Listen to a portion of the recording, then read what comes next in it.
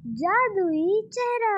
बार की बात है, दो दोस्त अमन और पिंकी कॉलेज से घर जा रहे थे। तभी पिंकी बोली, अरे वह तुम सचिन को जानते हो ना? हाँ हाँ, वह सचिन ना जिसकी दो दो बीवियां हैं। उनमें से एक तो खूबसूरत है पर एक नहीं।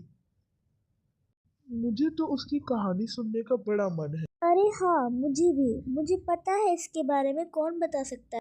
अरे कौन? मुझे बहुत मन है सुनने। अरे वही चंपक चाचा। लगता है हमें उनके घर जाना होगा। वह दोनों चंपक चाचा के घर के लिए निकल गए। अरे बच्चों, इतने दिन बाद मेरी याद कैसे आई तुम लोगों को? अरे हमें सचिन की कहानी सुननी है, पर वह तो काफी लंबी है। नहीं नहीं, हमें तो वही कहानी सुननी है, पर वह काफी लंबी है। मुझे नहीं लगता तुम सुन पाओगे। अरे नहीं दादाजी, वही कहानी सुनते हैं ना। चलो ठीक है ठीक है। एक बार की बात है, एक गांव ढोलकपुर में सचिन और उसकी बीवी नैना रहती थी। पर नैना को लगता था कि वह खूबसूरत नहीं है, इसलिए सचिन ने दूसरी शादी कर ली। वह बोला, अब तो हमने दूसरी शादी कर ली है। नैना घर में खाना बनाती और वही सुनैना। कुछ दिन तक तो सब कुछ सही रहा, पर कुछ दिन बाद सुनैना को अपनी खूबसूरती पे घमंड होने लगा। वह नैना के साथ बदतमीजी करने लगी। हमें कभी भी किसी के साथ बदतमीजी नहीं करनी चाहिए। एक दिन सचिन ने सुनैना को बुलाया। नैना आई, पूछी, क्या काम है? मैंने तुम्हें नहीं बुलाया, मैंने सुनैना को बुलाया। आप मुझे काम बता दीजिए ना। वह अपने बाल संवार रही है, मैं आपका काम कर दूं। मेरे पति को धमका मत। मैं क्या 1 मिनट बाल संवारने चली गई, तू तो यहाँ आके धमकाने लगी हूँ। नहीं नहीं, मैं तो बस उनसे पूछ रही थी।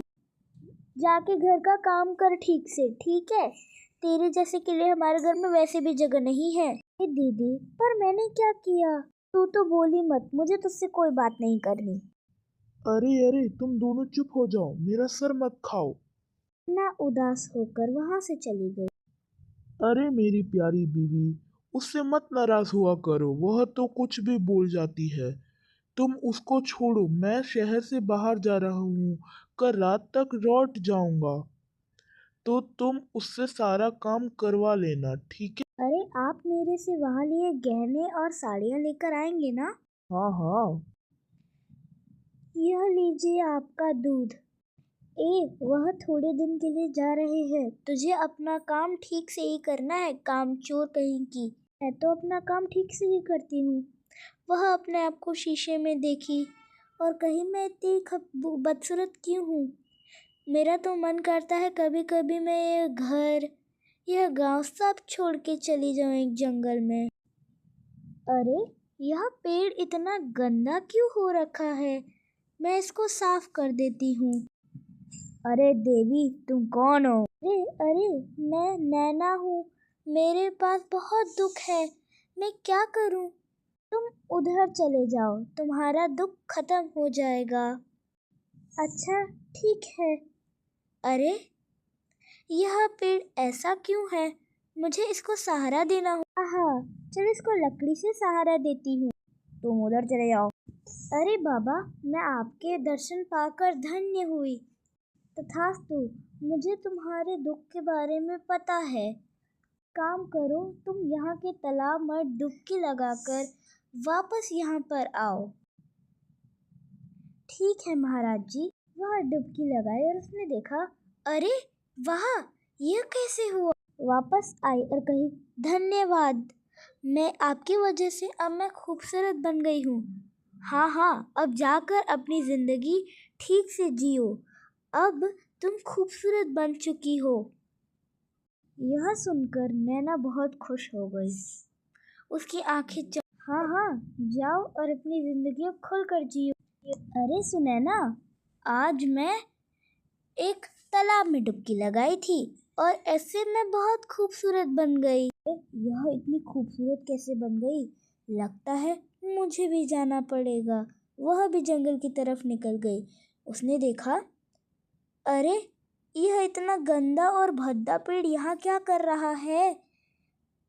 अरे देवी, क्या आप मुझे साफ कर सकती हैं? नहीं नहीं, तुम तो बड़े गंदे दिख रहे हो। मैं तो तुम्हें हाथ भी नहीं दिखाऊंगी। मैं तो बाबा से मिलने आई। तो तालाब में डुबकी लगवाकर खूबसूरत करवा देते हैं। वह उधर है, वहां जाकर तुम उनसे मिल लो। अरे अरे, यह ऐसा टेढ़ा क्यों रखा है?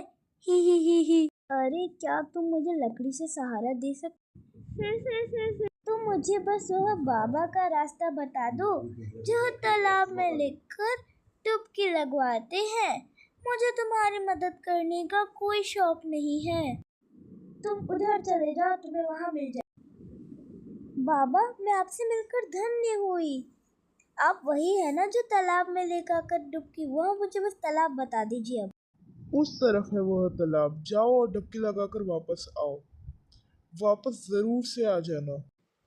वह डुबकी लगाए। अरे माँ, बूढ़ी कैसे हो गई? इतनी खूबसूरत थी मैं तो। तो बच्चों, यही थी कहानी। कैसी लगी तुम्हें? तो तुम्हें इससे क्या सीख मिली बच्चों? जल्दी जल्दी बताओ। इससे सीख मिली कि कर भला तो हो भला। अरे ये क्या होता है?